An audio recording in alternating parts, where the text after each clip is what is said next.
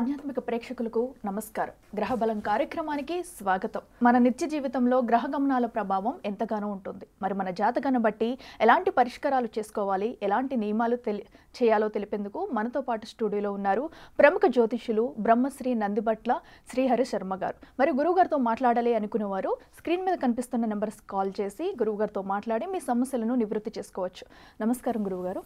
వాగర్థవివ సంపృక్తౌ వాగర్థ ప్రతిపత్తయే జగతః పితరౌ వందే పార్వతీ పరమేశ్వరౌ సదాశివసమారంభాం శంకరాచార్య మధ్యమాం అస్మదాచార్య పర్యంతం వందే గురుపరంపరాం ఆదిత్యాయ చ సోమాయ మంగళాయ బుధాయ చ గురుశుక్రశనిభ్యశ్చ రాహవే కేతవే నమః. శృంగేరి పీఠాధిపతులకి కంచి పీఠాధిపతులకి నమస్కారములు తెలియజేసుకుంటూ కార్యక్రమాన్ని ప్రారంభిద్దాం. గురుగారు, చాలా మందికి పితృదోషాలు అనేవి ఉంటాయి, కానీ కొంతమందికి జాతకం చూస్తేనే కానీ అవి ఉన్నట్టు తెలియదు. మరి జాతకం కూడా చూపించుకోకుండా పితృదోషాలు ఉన్నాయని తెలుసుకోవాలంటే ఏం చేయాలంటారు? ఇప్పుడు మనకు ఈ యొక్క సెప్టెంబర్ 18వ తారీఖు నుంచి అక్టోబర్ 2వ తారీఖు వరకు పితృపక్షాలు. ఈ పితృపక్షాలలో చాలామందికి ఉండేటువంటి సందేహం ఏంటంటే పితృపక్షాలు మరియు పిండ ప్రదానము రెండూ ఒకటేనా అని అనుకుంటారు. ఇవి రెండూ కూడాను వేరు వేరండి. పిండ ప్రదానము మనము నిత్య జీవితంలో ప్రతి సంవత్సరం ఆచరించదగినటువంటి కార్యక్రమం. పితృదోషము అనంటే కుటుంబంలో తండ్రి వైపు 7 తరాలు, తల్లి వైపు 4 తరాల్లో ఏవైనా దుర్మరణాలు, అనగా ఈ దుర్మరణాలు ఉన్నప్పుడు వీటిని పితృదోషముగా భావించడం జరుగుతుంది. ఈ కుటుంబంలో ఎప్పుడైతే దుర్మరణాలు ఉంటాయో ఆ కుటుంబము అభివృద్ధి ఉండదు. ఈ రోజున మనము ప్రతి వ్యక్తి కూడాను ఎంతో జీవితంలో ఎన్నో కలలు కంటూ ఉంటుంటాడు. ఆ కలలు కన్నవన్నీ సాకారం చేసుకోవాలి అనుకున్నప్పుడు నిజాయితీగా కష్టపడుతుంటాడు. కానీ ఎంత కష్టపడ్డా ఫలితము రాలేదు అనంటే ఆ కుటుంబంలో పితృదోషం ఉన్నట్టు లెక్క.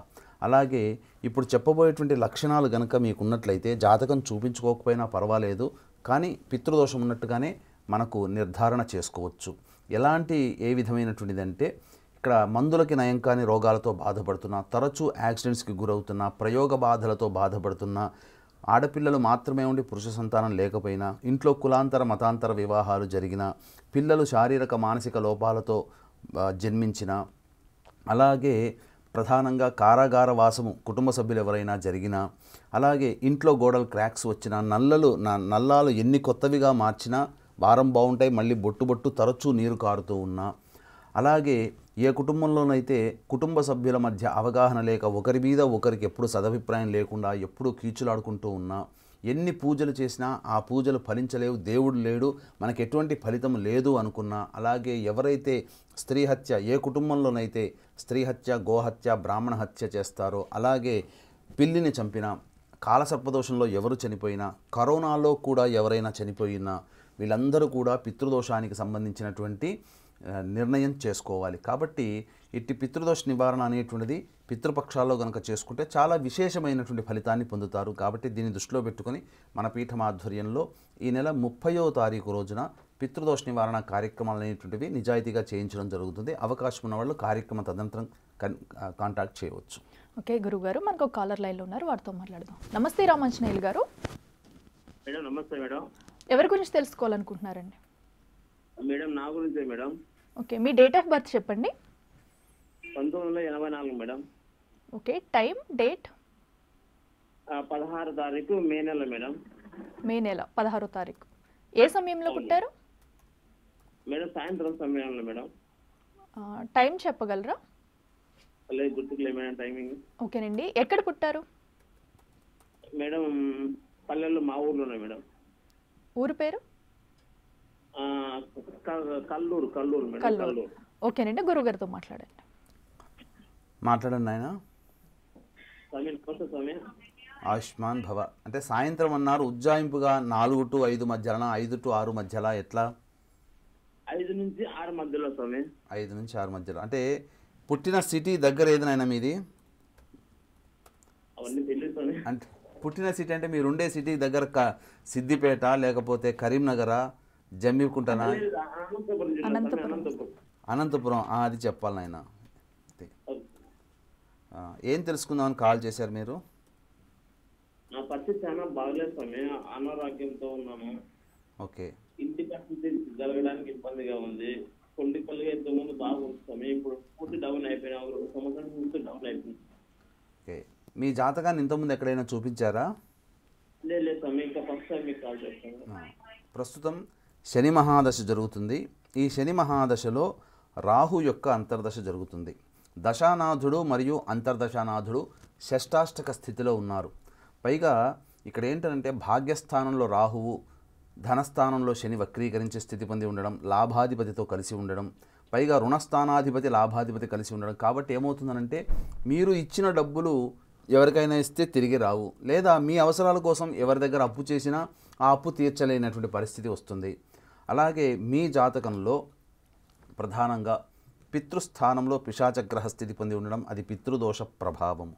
కాబట్టి కుటుంబంలో ఏవైనా కానీ ఈ పితృదోషం అనేటువంటిది ఉంది. కాబట్టి ఆ పితృదోష పరిహారం తప్పకుండా జరిపించుకోండి, మంచి జరుగుతుంది.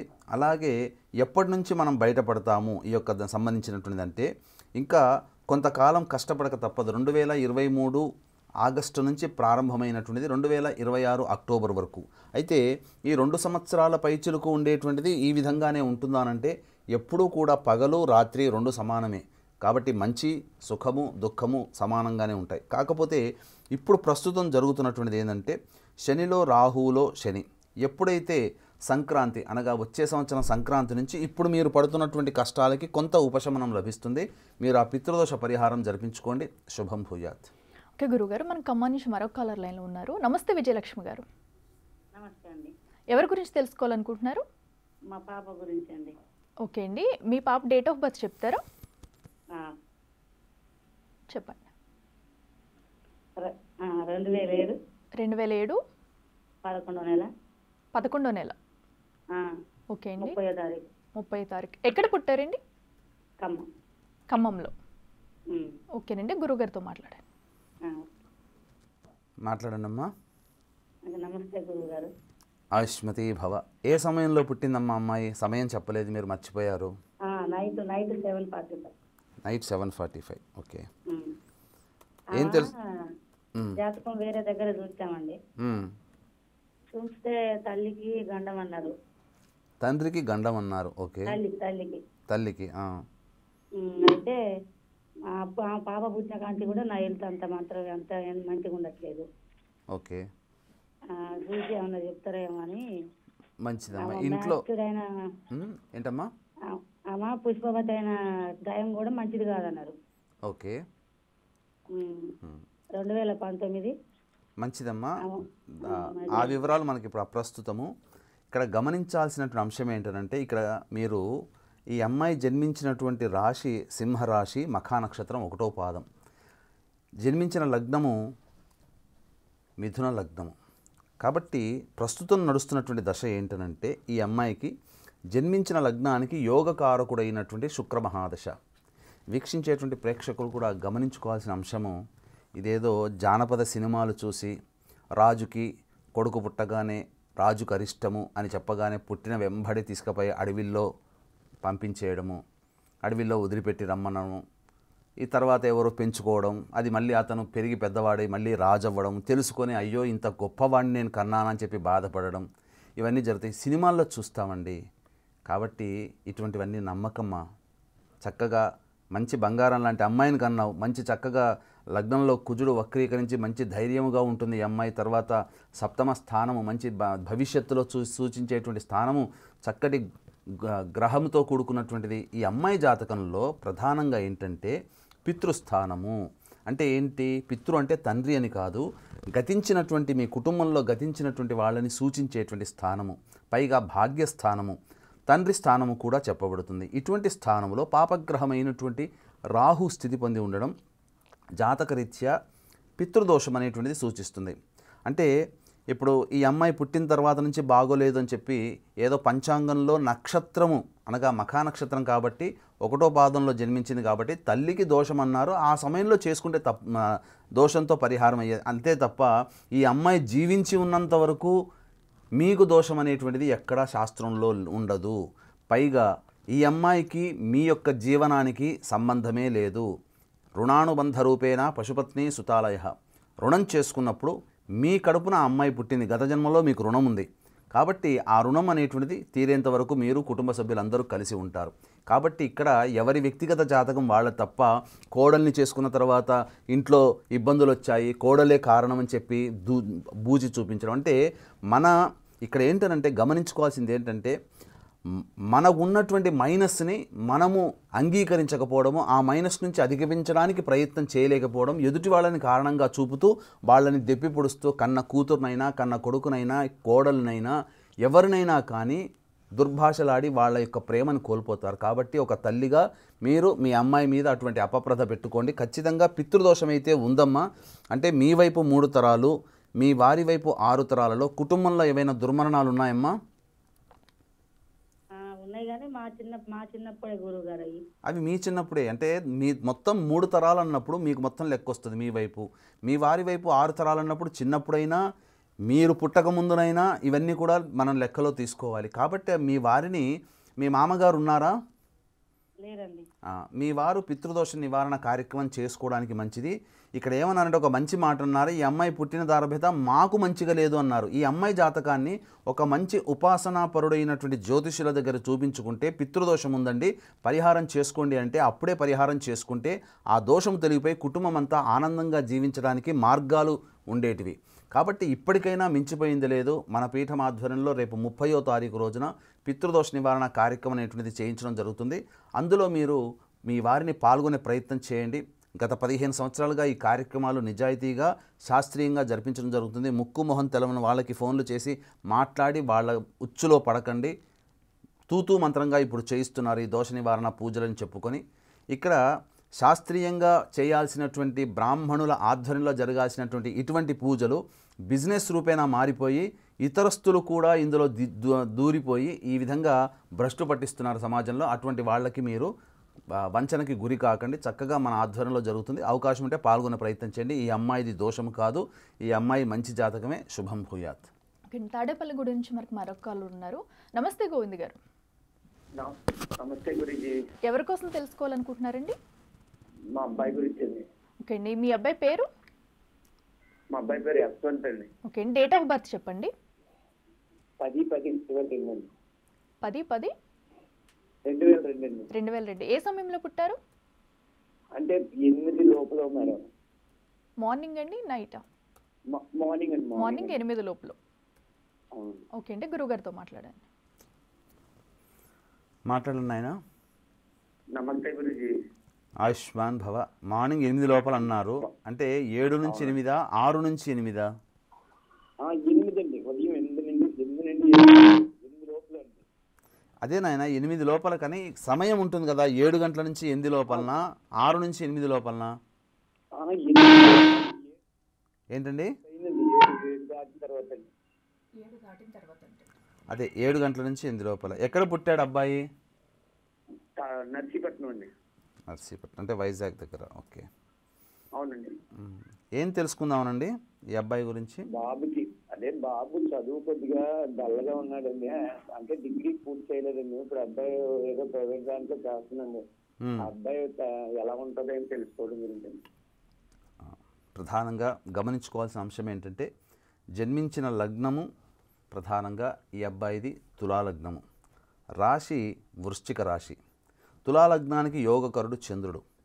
అంటే ఏంటి? ప్రయత్న స్థానాధిపతి. అటువంటి ప్రయత్న స్థానాధిపతి నీచ స్థితి పొంది ఉన్నాడు. కాబట్టి ఏమవుతుంది? ఎక్కువగా ప్రయత్నం అనేటువంటిది చేయడు. పైగా బుధ మహాదశ 2007 నవంబర్ నుంచి 2024 నవంబర్ వరకు ఉంటుంది. అసలు గ్రహతత్వాన్ని కనుక మనం అలవాటు చేసుకొని లేదా గ్రహతత్వాన్ని కనుక మనం అర్థం చేసుకుంటే దాని యొక్క ఇచ్చేటువంటి ఫలితాలు అనేటువంటివి సంబంధం లేకుండా ఆ తత్వాన్ని మనం కనుక అనుకరించినట్లయితే, అంటే మనం ఫాలో కనుక అయినట్లయితే తప్పకుండా ఆ గ్రహం మనకు ఉపయోగపడుతుంది. బుధ మహాదశ. బుధ మహాదశలో తత్వం అంటే ఏ గ్రహమైనా మంచి చెడు రెండు ఇస్తాయి, పాజిటివ్ నెగిటివ్. శుక్రుడు రాగానే కార్లలో తిరగరు, గురుడు రాగానే ఉన్నతమైన స్థానంలో కూర్చోరు, రాహు శని మహాదశ రాగానే కింద పడిపోయి జీవితంలో అధోగతి పాలుగారు. ఏ గ్రహమైనా మంచి చేస్తుంది, చెడు చేస్తుంది. మంచి లక్షణం, చెడు లక్షణం. మంచి లక్షణాన్ని మనం పెంపొందించుకోవాలి, చెడు లక్షణాన్ని తగ్గించుకోవాలి. ఈ అబ్బాయి జాతకంలో బుధ మహాదశ. బుధుడు గుర్తుపెట్టుకోండి, వీక్షించేటువంటి ప్రేక్షకులు కూడా, బుధుడు సౌఖ్యకారకుడు. పని జరుగుతున్నంతసేపు కూడా కష్టపడడానికి ఇష్టపడడు ఏ వ్యక్తి అయినా. ఈ బుధ మహాదశ జరుగుతున్నప్పుడు జరుగుబాటుతనం ఉన్నప్పుడు అన్నీ సాగించుకుంటారు. ఇక్కడ గమనించాల్సింది ఏంటంటే మనం అనుకున్న పనులన్నీ కూడా జరుగుతున్నాయంటే మన జాతకం బాగుంది అన్నట్టు లెక్క. కాబట్టి ఎక్కువగా కష్టపడడానికి ప్రయత్నం చేస్తే జీవితంలో ఆ బుధుడు అంటే ఈశ్వరుడు అక్షయ పాత్ర పెట్టుకున్నాడు. రోజు సంపాదించి తీసుకుంటావా, వారానిక, నెలక, సంవత్సరానిక, సంవత్సరాల తరబడి రోజు నువ్వు కష్టపడి తీసుకుంటావా, అది నీ కష్టం మీద ఆధారపడి. కాబట్టి ఇక్కడ ఈ అబ్బాయి కష్టం చేయలేనటువంటి పరిస్థితి 2007 నవంబర్ నుంచి 2024 నవంబర్ వరకు. అంటే బద్ధకము, లేజీనెస్, పోస్ట్పోన్మెంట్ ఆఫ్ వర్క్, ప్రతిదీ తర్వాత చూసుకుందాం అంటే స్తబ్దుగా మజ్జుగా ఉండడం ఈ యొక్క బుధగ్రహ దశ ప్రారంభమైన దగ్గర నుంచి ఉంటుంది. కాబట్టి ఈ బుధ మహాదశ ఈ 2024 నవంబర్తో అయిపోతుంది. తదనంతరం కేతు మహాదశ. ఈ కేతు మహాదశ ఈ అబ్బాయి జీవితంలో పరీక్షా కాలము, ధనపరముగా కష్టములు పడవలసినటువంటి పరిస్థితి వస్తుంది. కాబట్టి ఖర్చులు అధికంగా ఉంటాయి. ఈ కేతు మహాదశ 2024 నవంబర్ నుంచి 2031 నవంబర్ వరకు ఉంటుంది. కష్టపడే తత్వాన్ని ఈ అబ్బాయికి తండ్రిగా మీరు అలవాటు చేయండి. ఈ 7 సంవత్సరాలు కష్టే ఫలి అన్నట్టుగా ఉంటుంది. తరువాత 31 నవంబర్ నుంచి 2051 నవంబర్ వరకు ఈ అబ్బాయి జీవితంలో శుక్ర మహాదశ, లగ్నాధిపతి యొక్క దశ. అట్టి లగ్నాధిపతి లగ్నంలోనే స్థితి పొంది ఉన్నటువంటి కారణం చేత అద్భుతంగా ఉంటుంది. ఈ 7 సంవత్సరాలు కష్టపడితేనే భవిష్యత్తులో 7 సంవత్సరాల తర్వాత వచ్చే 20 సంవత్సరాలు ఈ అబ్బాయి జీవితంలో అభివృద్ధి ఉంటుందని చెప్పవచ్చు. శుభం భూయాత్. ఓకే గురుగారు, మనకి నకరికల్ నుంచి మరొక కాలర్ ఉన్నారు. నమస్తే వెంకటరెడ్డి గారు. నమస్తే గురుగారు. వెంకటరెడ్డి గారు ఎవరి కోసం తెలుసుకోవాలనుకుంటున్నారు? నా గురించి మేడం. ఓకే అండి, మీ డేట్ ఆఫ్ బర్త్ చెప్పండి. 24/1/1968. ఓకే అండి, ఏ సమయంలో పుట్టారు? సమయం తెలియదండి. అంటే ఉదయమా ఈవినింగ్ అది కూడా తెలియదండి? ఏమో అండి, తెలియదు. ఓకే అండి, గురువుగారితో మాట్లాడండి. మాట్లాడండి ఆయన. గురుగారు నమస్కారం అండి. ఆయుష్మాన్ భవ, శివాయ నమః. చెప్పండి. 24/1/1968 సార్. 58 68 అండి? 68. ఏం తెలుసుకుందామని మీ గురించి? ఇక అదే సార్, జాతకం ఫ్యూచర్ ఎట్లా ఏంటి అని. జాతకము ఫ్యూచర్ ఎట్లా, ప్రధానంగా సమయం గుర్తులేదంటున్నారు. మీరు జన్మించినటువంటి రోజు మాత్రము తులారాశి.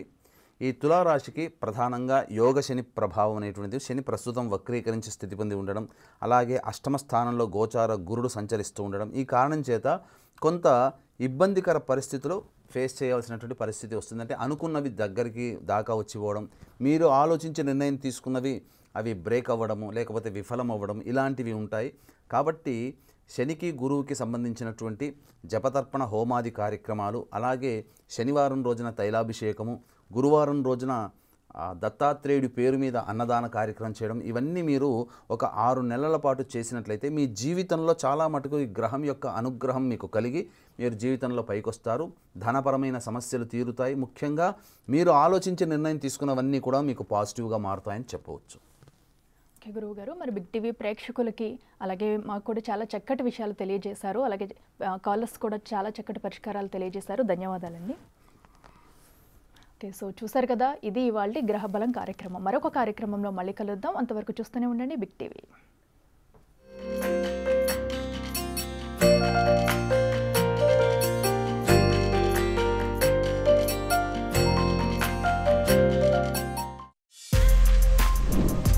For more videos like this, subscribe Big TV channel.